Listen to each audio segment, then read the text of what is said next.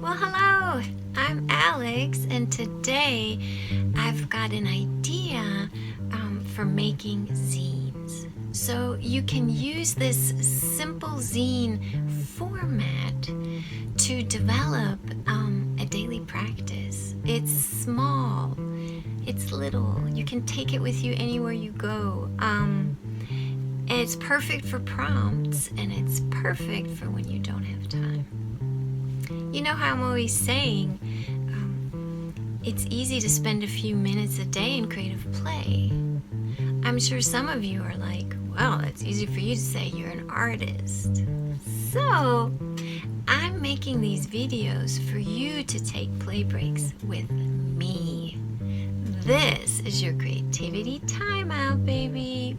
Just grab whatever supplies you have on hand, work alongside me, don't worry.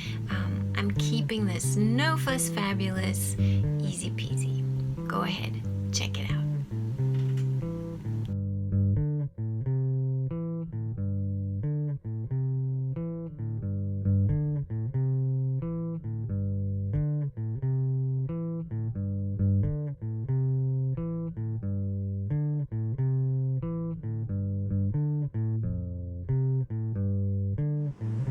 Today I've got a quick little video for you that's part of the Daily Play with Zine series.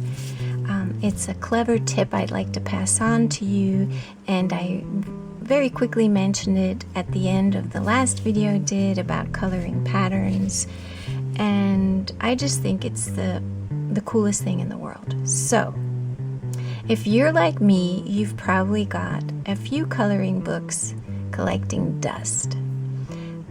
Coloring books are lovely, and a lot of people like to give them as presents, especially the ones that are so gorgeous, right?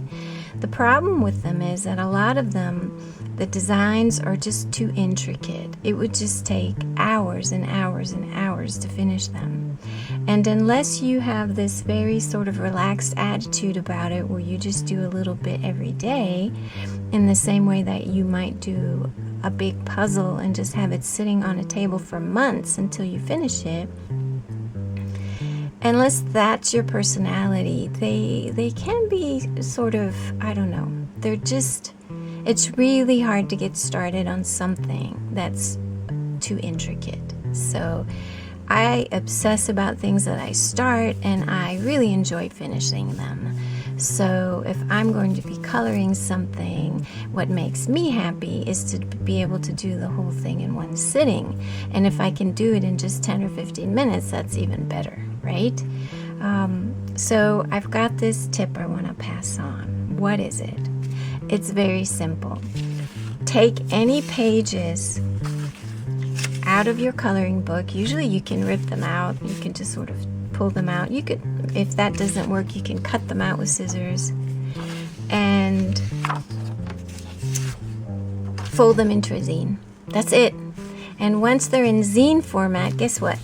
You can color them in every day for just a few minutes. Not only that, but every day you can color them in differently. And I've gone ahead and made a sample, which is this guy. So this was one page. But as you can see, let's see, which was the first page? Let's see.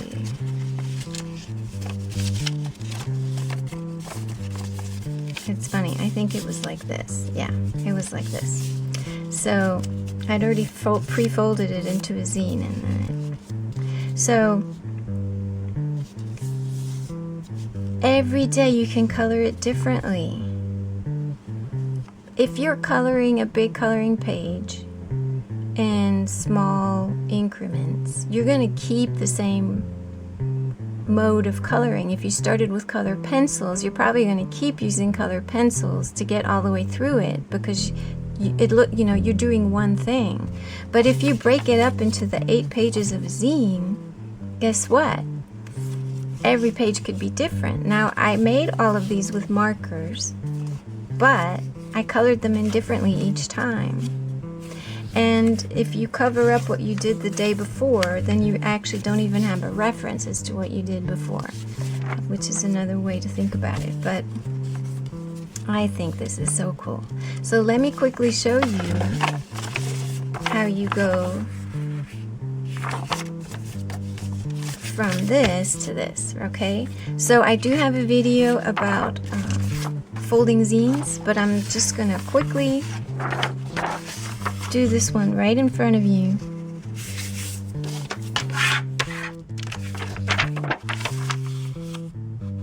And if it went too fast, go back to the other video where I explain it more. But to make a zine, zines work best with rectangular pieces of paper. You need to fold them in half, and in half again. You want 8 equal parts because those become the pages of your zine. You want the creases to be nicely done, and then you create a slit, which then helps you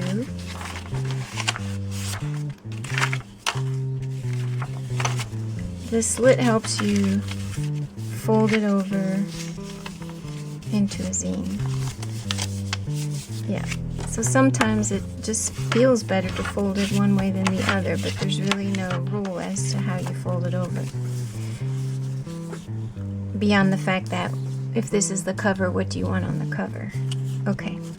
So you can see how that page just turned into this.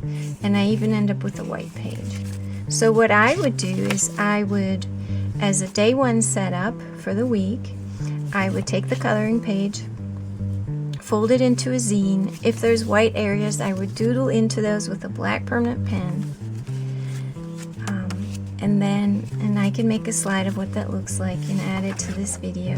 And then then I'd be ready to just color in one page from then on out for however long it takes.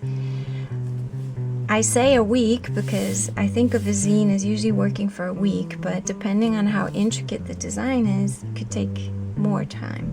And it's not about getting it done in a week, it's about using the zine format to break that image down into 8 smaller bits that you can actually enjoy coloring in, because coloring is a lot of fun.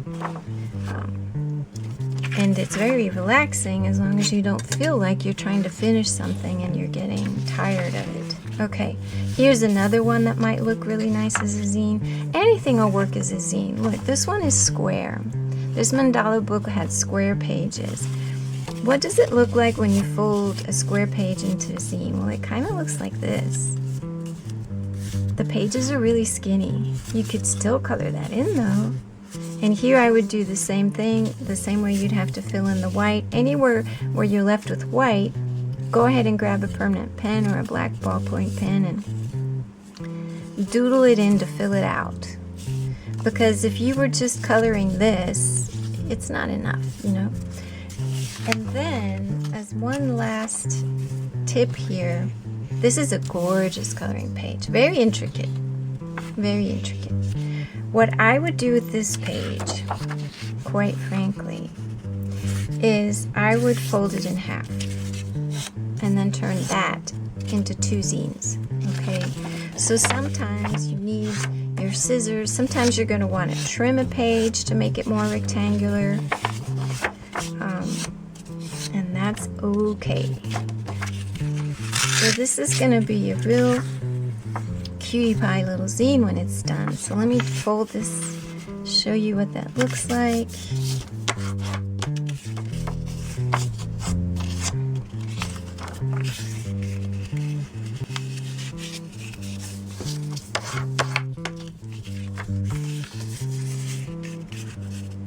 So it's going to be an odd-shaped little zine, just like this guy. But different from this guy, I don't have to doodle in to finish it off. There are no blank spaces. So I still haven't folded it this way. Alrighty. Now I need to actually get my slit here. So check it out. Check out what this little guy looks like. It's a square. Isn't that hilarious? So So I went from a very intricate square coloring page, lots and lots of detail, to turning it into two halves, two rectangles made of the two halves of the square. Folded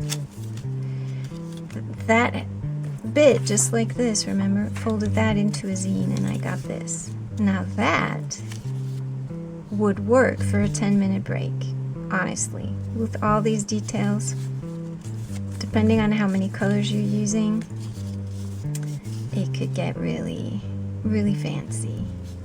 Alrighty, well that's it for this video. If you've got coloring books sitting around, this is your opportunity. Try it out, grab some pages, fold them into zines, doodle on them if they have any blank spaces, and that would be your your setup for day one. And from then on out, you would just be coloring one page until you finish and move on to the next.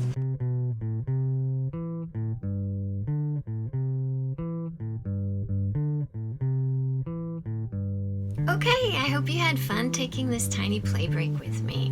Be honest, it was super easy. You know, when it comes to your creativity, it's never about what you're making. It's about how you feel while you're making it, right? Okay, I've got lots more videos on my YouTube channel here, so subscribe, stay tuned, play. Come back and get your daily dose of make stuff feel good energy.